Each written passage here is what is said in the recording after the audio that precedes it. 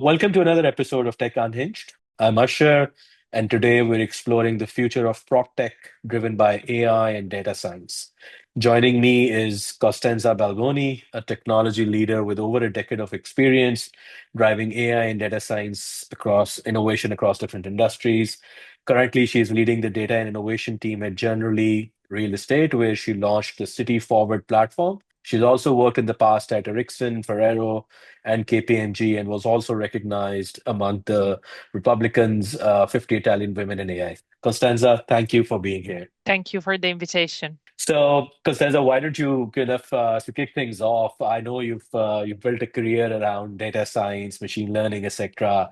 So, I'd love to know, how did you get started, and how was the journey, kind of evolved over the years? I actually came out from Italian humanities high school. So like me and math and data were really like two words apart. But then I decided to study quantitative methods. Actually, I studied quantitative methods for developing economies. And I studied in UK. And in that period of time during my university years, I got in contact with programming. At the time was Okay. mainly MATLAB and R, so a lot of things have changed. But I definitely fell in love with the topic, with the with the approach of that type of work, and I very soon switched to very quantitative and very data and very programming based kind of research topic and studies. And after I graduated, I decided to continue on this journey. And I started a Master of Philosophy in Pisa, in big data and social mining. And I would say I really fell in love with the topic, and the very early years of my 20s has been pretty much an obsession for me. So technology, it's eventually my whole life, and it's possibly my hobby, my work, and what I love and what I like. And I've started on off as a quantitative economist in my career. I've been working for public agencies in it for Italy, but also for international organizations, always Okay. like on a quantitative economy or in statistical departments.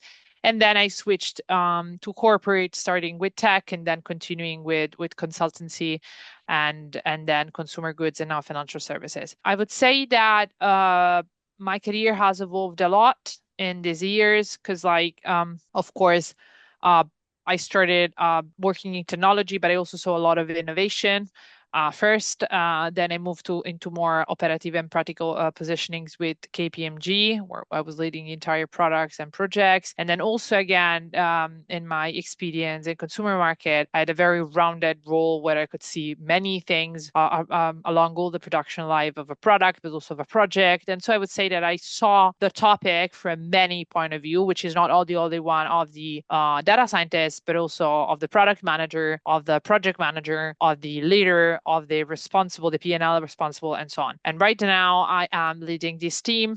This team is actually very new because, when I joined Generali in 2019, Generali was eventually the second big real estate asset manager in Europe to have this kind of Okay. team and or to decide to invest in this kind of team, meaning that I've been leading this team from day one. I built it, and it was a very interesting experience. As first of all, it was my first time in financial services, which was, of course, not super intuitive for me in the beginning, especially in a very particular field as the real estate. But Okay. secondly, it was very interesting because real estate is really the horror and the dream of every person who does my job, because eventually it's a green field.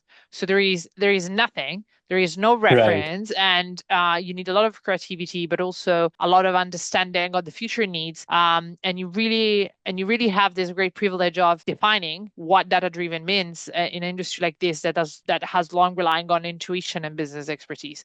So it's a very fun job. There is a lot of things to build, and so far I think we've been doing a decent job, and we are loving it along the way. Awesome. Awesome. So, can we kind of safely say that you're living your childhood dream?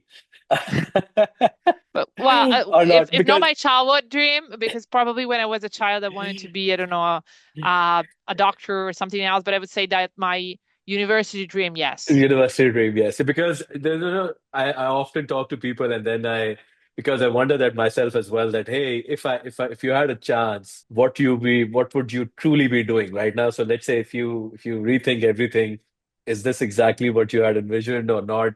And a lot of times you learn what you really want later down the life as well, right? So Yeah, that's right. yeah, It's a great awesome. privilege. It's a great privilege to be. I'm always saying that is a great privilege to be in something that you would do it anyway. So you Yes, get paid to do it, to and that's do it. awesome. Yes, But yes. eventually I would do it anyway, Yeah, somehow. absolutely. So as you mentioned that real estate is a greenfield. Absolutely. There's not a lot of there's no bar set. I hope you're setting one, but generally where and what things can be done. So it's a very traditional industry. You have a very traditional way of thinking, but we and applying principles, and then it's not like stock markets or forex, exchange or currencies where you're still dealing with data, you still have numbers, you still have everything, but it's kind of in that sense. But in the last few years, I feel there's been some exciting changes. The way they have kind of digital transformed themselves. They've started looking at data correlations between an asset itself and how it's providing value and all of these things. And hence it kind of came into that stage where this entire transition was referring being now referred as PropTech generally, right? So, do you think enough has happened to justify giving it a term of its own? There are many things to say to answer this question, but I would focus on a couple of them, which in my opinion are the most important. The real estate, it's a rather simple business if you think about. It's like you buy something that Yep. hopefully will hold a certain values and will be leased or will be sold speculative at a better figure. You bought it, but it's a quite straightforward business. It's not made of a lot of data. It's not made of a lot of physical processes along the way. Of course, it's not a simple business, but it's not a uber complex business. I would say we are pretty straightforward how the business model works and how the operative model works. It doesn't make it easy, but from a data perspective, we are very far from other industries. So, and also the real estate holds a very specific characteristic that, if you think about, is the only asset into the financial market space that has a physical presence. Yep. It exists. It's something you can touch, you can Yep. see. Like even in private equity, in the alternatives, you have a stake of a company. The company exists, but what you have is not that physical, if you think Yes. about. These two characteristics eventually were both, I think, keeping the business itself a little bit behind in terms of digitalization, but are the same that are pushing now forward Yep. the digitalization throughout the different initiatives that go along the way of this big perimeter that is at the prop tech. And I think that overall the quantity and typology of data that have been taken into consideration within the decision process of the real estate were quite few. And I think that we did it maybe first in Europe, but now a lot of companies are stepping up on this. It's physicality of the real estate that needs to be taken into account. Also crucial in the world we're living now, where things are changing very frequently. And there is, for example, all the great topic about the alternative data usage for investment support. So thinking that you need to understand that an asset, a building is within Yep. it's like in a living organism. It's influenced by what is around, but it's also influencing what is around. So I think that this is a very fascinating perspective right now, especially for all the predictive models and all the way we support their decision to build more resilient portfolios. So in general, that part of data science and also of the AI somehow are really interesting. I would say they are rather unexplored. The Mm. alternative data we actually did a lot with City Forward, but there are a lot of niches and spaces and piece of processes that can be yet explored more and developed more and understood more. I think also that the AI in this regards will allow us to really exploit a lot of other data, a lot of other somehow correlation and modeling exercising around the physical world, which makes it very exciting and very cool. On the other hand, the AI meant as the LLM models, the Yep. foundational models, and so on, of course, are going to impact the real estate as well as other asset class as well on all the automation side, which will be, I would say, universal multi-industry. So Hmm. optimizing processes, automatizing processes as much as possible to really get into the differentiated value that is performed by the human being. So I'm thinking about all the work of reporting, but Yep. also the data management, but also some part of our financial processes and so on that can be very, very, very much exploited with AI, leaving the people with what now the industry likes to call high value added activities, which in my opinion is not really about low value added activities and high value added activities, more what is the AI is very good Right. at the moment. Right. And it's very good also in doing what we thought were high value added activities, for example, creativity. We always thought that creativity was a high value added activity, while AI is very good at doing it, for example. And so I would say more, I'm always speaking more about ambiguous and non-ambiguous processes. So the processes that can be explained easily with a flow chart, Yep. without many exception. These are the processes that in 2025 Yep. a machine should do it. I 100% agree. In fact, that's the kind of conversations we have with most of the people that, hey, look at your problems and then see which ones are the ones that you can very clearly articulate and define. And then, yes, those cases, best cases for AI agents. So before we kind of go into that further, I've seen in conversations a lot of times people mix AI, data science, and they kind of talk about it together. And there's this confusion, right? So how they complement each other and everything. Can you kind of help explain and listeners can also understand that what's the core difference between the two? Let's say that AI eventually was already part of data science long before the term AI Yes. became pop.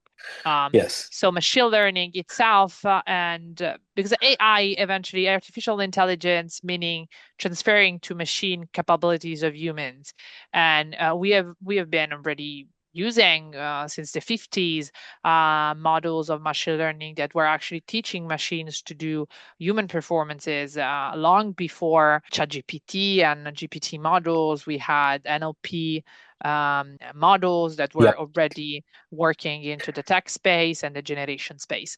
I think that from a technical perspective, what changed a lot is that the paradigm on how we were working in data science really changed. I always say that we actually started our career with a sort of linear way of doing data science that was actually following a certain pattern of consequential algorithms that were then used and developed and then deployed.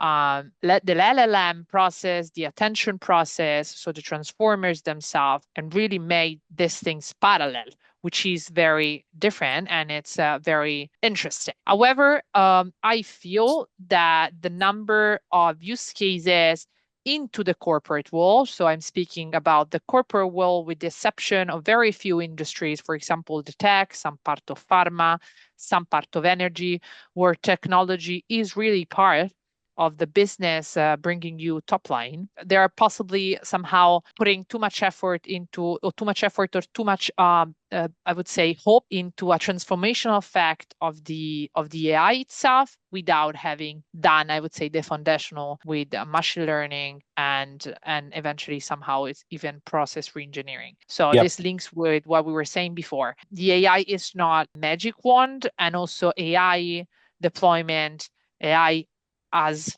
LLM foundational models and transformers are actually a lot less usable in corporate perspective, a lot less than the current organization think. Right now, we have many important tasks for enterprises, for example, capabilities of extracting data from SQL code. The best model on the market right now, it's Gemini 2.5 experimental, if I'm not wrong, and on complex Okay. queries, the performance are 56%. Yeah. Think about the reporting. What you need for reporting, you need an agent that is able to extract this data, so natural language to SQL, then pivoting this data, and then produce a report or be able to produce chart and visualization. If already on the first step of this process, the LLM will fail 50% of the time, Yep. it's possibly not very transformative. So somehow, I think we have to have a very curious and a very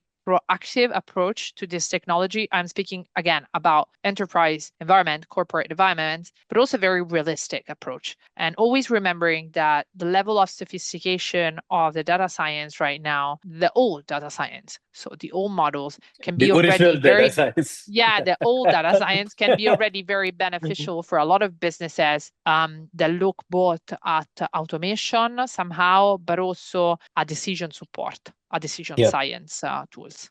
Awesome. So I'm guessing, so Gen AI generally has now really helped or solved to an extent the problem of NLP, right? So previously you had to spend a lot of energy, a lot of time building an NLP model. I think that's the biggest thing that they've actually been able to accomplish is that make that task fairly menial, fairly easy to do, fairly, there will be hallucinations, there will be errors, but at least it works 60, 70% of the time, right? So I guess that's the biggest impact that you can see that Gen AI has brought in. Yeah, the productivity for, of course, it's very important. And then again, on my sector, meaning the technology sector, possibly the impact has been very strong. Yeah, absolutely. I was telling that people my age, or people that started working only 6 to 8 years ago, debugged every time, and debugging was also an exercise of learning. Yeah. And right now, I haven't had a single trainee that debug manually somehow. But it's not necessarily a bad thing, I think. But I think shifting a lot in terms of productivity and the amount of things one single good individual can achieve.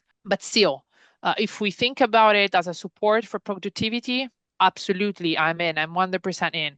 When we're speaking about big corporation really transforming the way they're working today, I think that it's easier to say than to do with the current landscape of offer at the moment. Yes, absolutely. I think so I'm actually very happy you brought up the debugging part because back in the day, and this is, I'm talking, I think, approximately 17 years back, my first project was, there was this time in 2006, 7, 8 that there was this rich internet applications concept, right? So you didn't have React and all those things, but world was advancing kind of in that middle stage where it was going away from Flash and trying to do animation and all that stuff in JavaScript. So there was this language called Open Laszlo, and I was working, and there was a project that came in. It had about 300,000 lines of code and an Excel file with 150 bugs, and that was my assignment. So, so I spent my entire summer practically working 18 hours a day, just opening a Firefox, opening the debugger, and pressing F10, F10, and kind of debugging the entire software. But when I talk to, when we hire people here, they kind of talk to junior engineers or, even 5, 6 years people, I tell them that was the biggest lesson of my life because I now, whenever anybody used to talk to me, it's been a while since, I've done programming, but when anybody talks to me, I can, just break down the problem very easily because it's just natural, right? And I think to make use of Gen AI, and that's the strength you need. If you don't have that strength in your engineering capacity to think of a problem, break it down into steps, and then leverage AI, you're in trouble. Otherwise, because you can give a prompt, it will code and it will put together a decent enough prototype. But if it goes into production and there's a bug, you're stuck, right? So because it's a code written by somebody else. So that definitely kind of resonated that example. So Absolutely, yeah. absolutely. So all right. So moving on, let's talk about the product that you mentioned, the City Forward platform that you made in Generali. Can you kind of highlight what are the use cases that you worked on it, and how did it impact the overall organization, the business? So, when I joined Generali and I need to acknowledge the fact that everything of this was possible, especially in a very big financial institution like the ones I work with. Also because my CEO is a very visionary person. Mr. Mazzocco has always strived for technology excellence, and also the idea of having this team inside and eventually treat us like a startup and let us fail, iterate, and start again. And it was essential to came out with good ideas. Long story short, when I joined, I wanted to make an impact that was really visible from day one, and I wanted also to build a product that would make Generali somehow special. So this was my goal eventually. And I spent the first year and a half trying to find something eventually, because it wasn't easy. I needed to understand the business model, how we were making money, how we were managing the properties, and so on. So I had this idea in my mind. Then I couldn't really find the bug where technology may be useful until I studied with more attention the investment processes, and in particular, the way we were assessing the performance of an asset over time. Okay. And what we discovered is that roughly 60% of the changing value over time was unexplainable using the traditional real estate metrics: prime yields, prime rent, capital value, and so on. This was the first intuition in telling us that maybe some of that explainability was somewhere else. So we started looking at some very, very, very, very, very embryonal research that was done in this field, and we started really roughly collecting. I actually started because I was alone at the time. Roughly 20. I focused on Paris. We had a decent amount. We have actually a big bunch of our portfolio data, but I had a decent amount of sampling that I couldn't find, and then I started gathering from open sources, roughly 20 GIS type of data, so geo-localized data Okay. in latitude and longitude format. And it was some POI that I extracted from Google. Then there were some information about the city that were provided by the statistical office of the city. Then I had some social demographics. Then I had some open information about traffic, about green areas, and so on. And I built the first model. I was developing in the beginning with a PCA methodology. So the first model eventually performed extremely good. So really, I started working on these things, I would say, a couple of weeks, not more than that. We were in lockdown, and I can remember very well. And I was really surprised, really like very simple setting in my notebook, these things would work so well, not only in terms of accuracy, but also the diagnostic of the model itself. I come from a statistical background, so the diagnostic of the model itself, the robustness of the model itself was really, really convincing. And that was really to start. So I came back to my leadership and I said, I may found this. May this be of interest? Meaning every time we invest in something new, every time we disinvest in something, or when we are looking at or where we are looking, for example, at the evolution of a city where we don't have commercial presence in, we don't have people in, places we don't know yet, where we don't have offices yet. This possibly useful for us to also think outside the box, to fight sometimes the convention of humans that are based on our own convention, and sometimes it's not really data driven. And thanks God, my CEO was agreed with me. So we started on this journey. Of course, the thing became quite more complex because we're speaking about 800 variables. We also added the mobility data. We added a lot of data regarding consumer spending. So we have transactions, we have real estate data, we have social demographic, we have point of interest.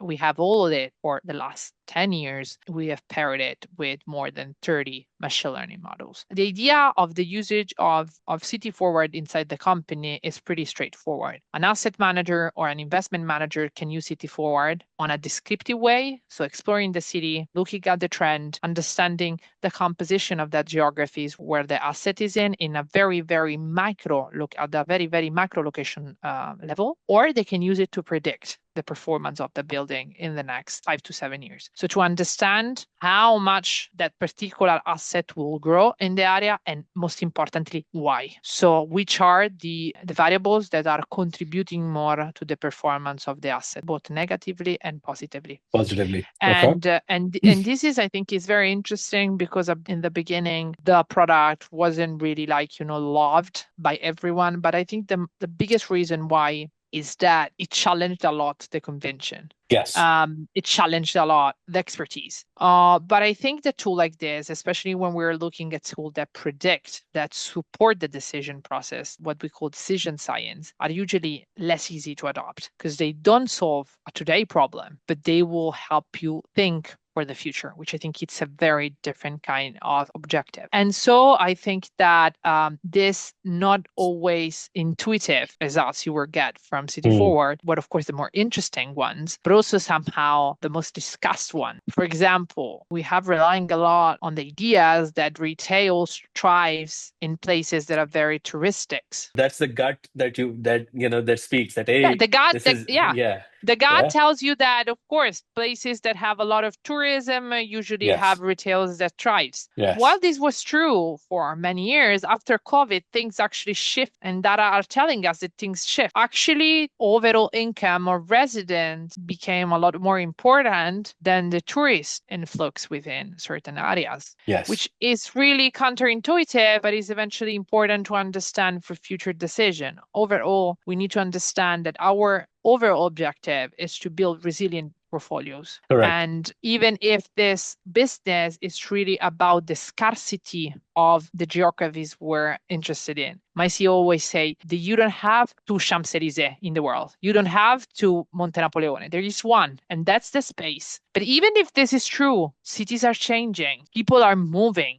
The way we work is changing, and this affects all over the asset class, the retail, the residential, but the offices as well. The The hotel, cities are hospitality reshaping industry, everything. Yeah. everything. So Absolutely. all this phenomena needs to be taken into account when looking at the future, when looking on the medium and long term. And I think that a tool like this has been able to give this kind of support in the discussion, in the decision, in the brainstorming, in the revision. And also what came almost immediately, that this tool can be of interest for a lot of other industries. Retail, for example. Where should I open my next franchise? Where should I open my next pop-up? Yep. But also physical ads industry. Where are the places of the city where is most likely that the target I have in mind will see my ad, will see my campaign? How much return I'm going to have from that campaign? Or for public sector, for example, understanding where should I open public services based on how the citizens are moving around the city, where families are going, where single people are living. And so very soon, it was clear that the potential of City Forward was a lot bigger than just the real estate. And right now, City Forward in its public release phase, where we are serving also other clients outside the real estate business with customized products based on the location intelligence provided by City Forward. That's awesome, actually.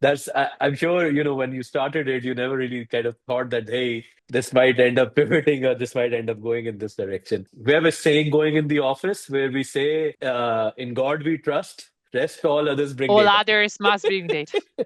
I have it on top of my Right? closet behind me in the office. I have this thing.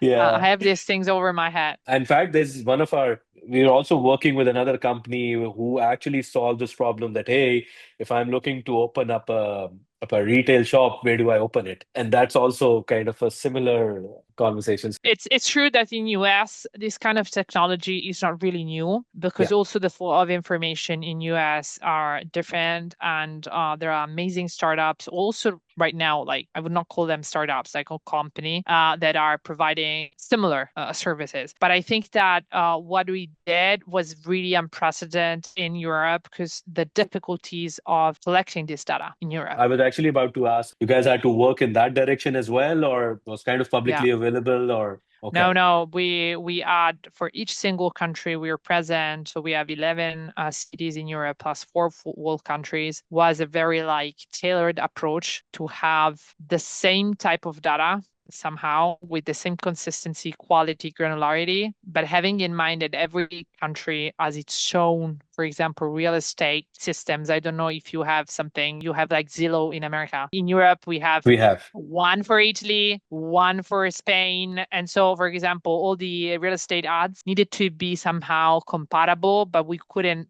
source them all from the same providers. Same with a lot of local data. We actually scale with a couple of variables, meaning that the POI and the social demographics are now coming from a single source for the whole perimeter of geographies we have. But it was a couple of years long work to really build this data infrastructure that was robust enough, that was accurate enough, then Okay. powered the algorithms. One of the challenges that people or organizations are kind of talking about is sustainability in this urban development and real estate and all of that. What are your thoughts on that? When we spoke about the prop tech, I think I actually missed a point that the prop tech, of course, is made of a lot of very cool company also in Europe that are working on the IoT and hardware part of this business. And I met many great CEOs working in this space. And I think that while this is not exactly a focus of Generali Real Estate, which is a more pure asset manager, I think that everything is somehow connected and synergic. Regarding the smart cities,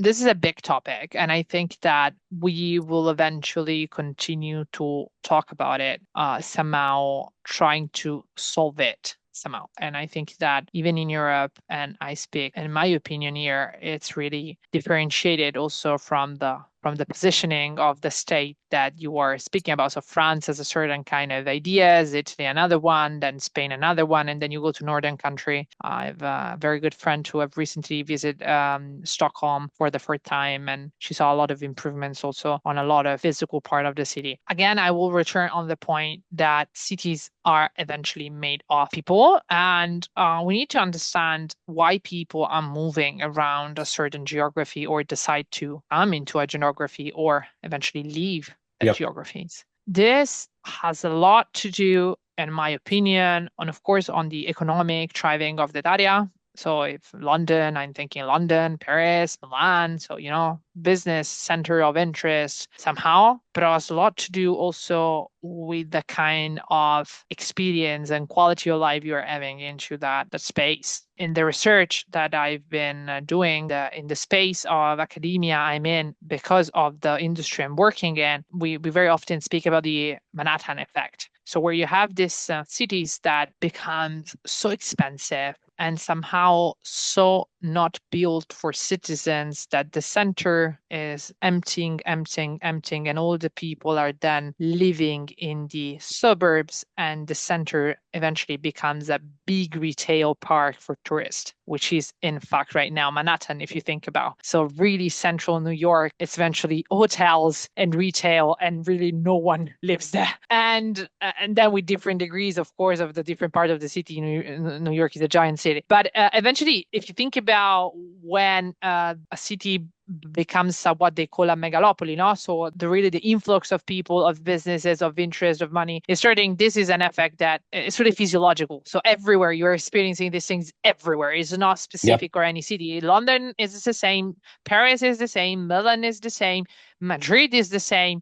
And it's really, and which in a certain way, in my opinion, again, is not really something. If I would say the services and the personalization of the experience of the city you have, it's around what you need. Here again, when we're speaking about people, we are speaking about families, we are speaking about single people, young people, older Yep. people. And it's important right now to detect where these people are moving within a 5-year time, yearly, 5-year times, 10 years time, where they are going, where they're more likely to move within the same geography, city, so that you are really concentrating the things that are of interest for these people in the places where living them. Again, this is really also my thoughts on the conversation I have also with the academia right now. And I overall see this technology versus urban relationship at the moment, where we can have so much information to provide better services and serve better the communities of that specific part of the cities. Cities, at the end of the day, are people, right? So,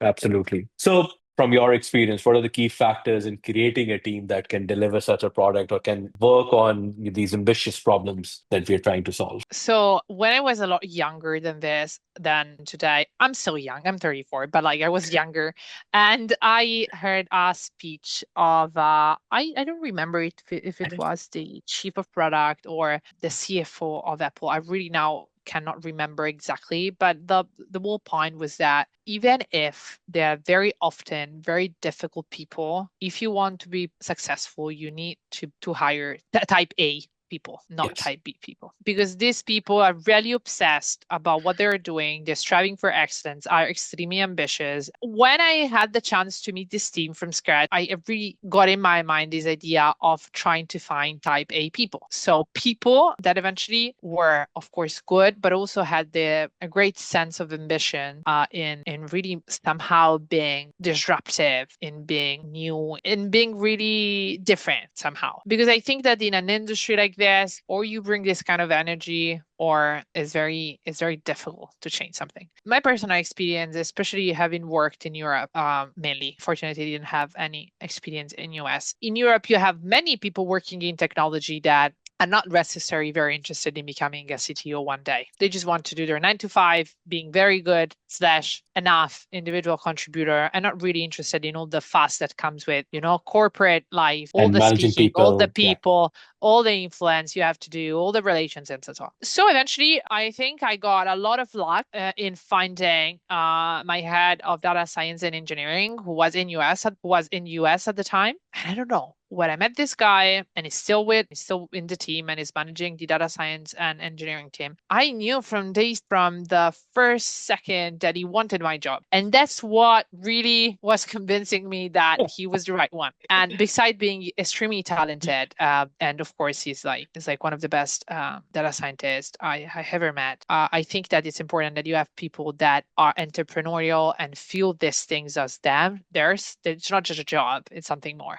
And then everything that came after somehow followed the same, I would say, the same storyline. So also the head of market insights is a very strong individual, young one, very strong domain expert, extremely good international experience, so a type A person. And also the younger engineers are all very like interesting people. I think that what allowed us also to recruit people, even if I'm not Google, I'm honest. So when I go with my brand outside, it's not that easy to attract that quantity of extremely good talent, but we are working on it. But I think that what came out and the rumors going around in the community in Italy is that we're like a startup. So Yeah. you have a 34 years boss that is directly reporting to the CEO. The average age is 35. The younger one is 22. It's really managed like a startup. So everyone does everyone. I code as well. We Yeah. we do everything, like everyone does everything. And there is a very strong sense of ownership of the thing, meaning that I have a rule that who does it, present it, owns it. I don't care the audience. It can be the CEO, it can be everyone, the board itself. I don't care. You Right. did it, you present it, you own it. And also we work, thanks God, we were all on the same page, but we work on a delivery based. And I think that what position the technology team that works somehow together is, I'm not saying it's so good and all flowers and butterflies. Of course, we have our own challenges, but I think that overall, our domain, what we do, it's a lot easier somehow to measure, because like having a delivery based kind of work where things are very measurable, where people really understand what their expectations are on them, somehow it's easier. And I think that these things has also helped a lot. Many of us became parents in these years, so we needed to manage also the parenting game, the few first years, and being all together in doing these things has been really game changing on also on a professional perspective. Right now, I am running with a 100% retention rate from day one, so no one That's ever pretty left. cool. And I Yeah. think the problem that you're solving in itself is very fascinating, right? So because there's one thing looking at solving a problem and everything, and then there's also this element where once it's solved, you're actually looking at decisions being made based on that and the impact that it has in terms of however you measure success, right? So an asset manager, if he picks up a right asset and he comes and says that, hey, your data was, I mean, I was about to pick A, but then I picked B because your software told me to pick B, it's up like 10 times versus I would have been down 3 times, right? This kind of being a witness of your own results, it's along everything. I was sitting in a meeting the other day, and we also are responsible for the data management and data engineering of the company. And even if it's not rocket science, we are now building the first data lake for the real estate information, both tabular and documental. So eventually I'm building a vector database. And even if it's not like rocket science for real estate is, because like basically no one has it. So if I exclude the very big player, you also witness this evolution of this company with the people in.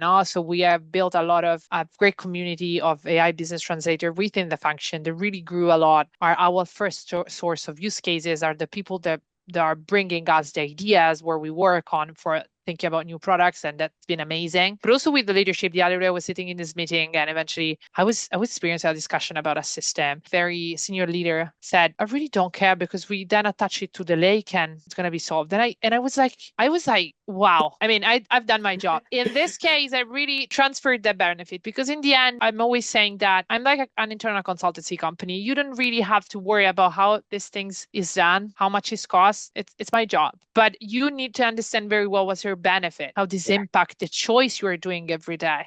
The fact that you don't need to worry much about ERP one or B if they are offering somehow the same model, because in the end you have a strong system that takes care of the data management of the information, and this for me is the end game. This is the satisfaction. Absolutely. You mentioned when you started and between today you become parents and everything. So I was looking at your profile and then I noticed that you're also a chief mom. Exactly. So, This is right. my So first title. I'm just wondering, how did you become one? I'm still not a chief dad. So how do you juggle between both, the job and the factor at home, and how's that been? Every time they ask me these questions, I think it's probably a neurodivergence of mine, but I'm not able to lie. So I would say that it's very difficult, and I would say if I am the chief mom, I have my vice president, which is my nanny.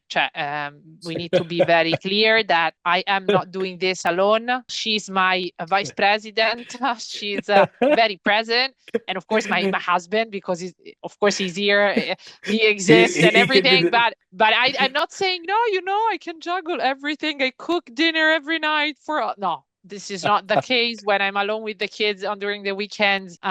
We eat McDonald's on Sunday. It's so good. No, but jokes apart, it's very challenging. I would never give up. I would never give up my job. This is really part of who I am. As I said before, this passion, this interest I have, it would be impossible not to do it. So, and I think that also, especially for my daughter, seeing her mom on the long term. Right now, she's 6. She's telling her friends that mom is teaching computer how to build and how to sell houses. This is the comprehension of my girl. But I think it's important for my kids to show a female yeah, success story into this yeah, field, to especially as understand. I have this great privilege of being a female leader in this field in this very moment of time for our careers, meaning that I will have the privilege somehow, if everything goes well, to really set the strategy of the AI for the future in my own company or in the company I will work in, because the game will be played in the next 5 to 10 years, no? And I think that it's important. It's very important for them also to see this example. And so it's hard, and having goal is not possible. You will have less performance at work, and you will have times where you will be a little less good mom. I actually came from a one parent family. My dad was very young, and I always remembered my mom working. But I always had in my mind, as soon as I got a cautions somehow, that what she was doing and what she was doing it, and I've never actually asked myself too many questions. And we have an amazing relationship right now. She's an amazing grandmother. So because these things pass also through your sort of generational legacy.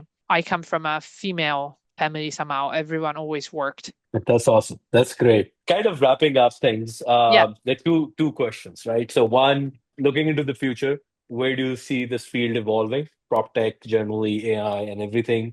in the next 5 to 10 years? And two, what advice would you have for young engineers, people specifically entering this area and, looking to make a mark? So first question, I'm thinking that what we're going to be experiencing with different level of intensity, deflation kind of landscape of the future. We're going to have cost of production or cost of services that will go down thanks to AI, thanks to automation. And what right now represents a competitive advantage will become the norm. This will happen again with different intensive and timelines, also because new players will join the game, players that have been built AI native or AI first, as other people call it, and they will somehow disrupt part of the Yep. market, eroding some revenues to bigger groups, and didn't or who haven't started yet will be in great danger of somehow collapsing. So I'm always suggesting at the moment to start now to reap the benefit of a current competitive advantage and then be ready to the possibly cost game that will be the next 10 years, most likely in the Absolutely. next 7 to 10 years. Yeah. Esatto. It's something you need to do. And so this is, and with regards to the real estate, my opinion is that real estate possibly will be impacted less and with less urgency. That's because in the flowcharts that describe these processes, no, the ambiguous and unambiguous processes, a lot of the core operative model relies in capabilities right now the models are not able, even not good enough. They are not really able to do it. That are relationship based, Yep. that are knowledge based, that are intuition, risk taking wise. And so it's, I think that even if we'll go exactly through the same process I just mentioned, probably the timeline is pushed ahead and probably the intensity of the effect will be less than other asset class and other type of businesses and industry. So we need to Okay. start anyway. We need to have a very lean and automatized and precise and accurate back office, let's say. Again, the activities that can be done should be done by machines, but then we concentrate on our 5%, which still remain obsessively important for the success of this type of business. On the other hand, what I will suggest to young engineers right now, and I had a call with university students this morning, and I said exactly the same thing, is that writing good code will sooner or later becoming a commodity. Meaning that you yourself need to find your 5%, what you're good at. I'll make you an example. I wasn't a very good programmer. I still am not have the greatest coder ever, really. My code sometimes is sloppy, not very elegant. Many people will not like it. I have one of my engineers reviewing my GitHub and giving me grades. Yesterday, took a 7.5 out of 10, so I was very happy. But I wasn't really, I wasn't really like the most sophisticated coder. But for example, in my opinion, I'm very good in imagining things. I'm very good in finding products and finding ideas and then scratching the first models. And then the models can be refined, more sophisticated, but I'm actually very good in seeing these things. So somehow my suggestion is to find your 5%. Your 5% may be in imagining architectures, for example, for engineering, in creating frameworks, in having methodologies that helps deployment in a way that it's yours, that is special, that is proven, that you have tested. Because in our job, there are many ways to do things, but not all of them works. So I think find the niche you like in the industry you like, and also in the niche of our job you like, and become a master in it. That is not only into the coding aspects, but along all the value chain of the product and the solutions we are building. Absolutely. I think it's now more than important to be a well-rounded person rather than a very good programmer or coder, because that perspective, that input can help you do this. That's absolutely spot on. I love Yeah. the way you put it. So find your 5%. Yeah. Absolutely. All right. So Costanza, thank you for taking out the time and being on the podcast. Your Thank you work to you. yeah, the conversation, I really enjoyed it. I think it's very the way you own this. I love that feeling, right? So that's the Thank you very thing. much. That's what I enjoyed the most. Thank you. And good luck with everything. Good luck with City Forward. Good luck with your kids. Thank you. And take Thank you. care.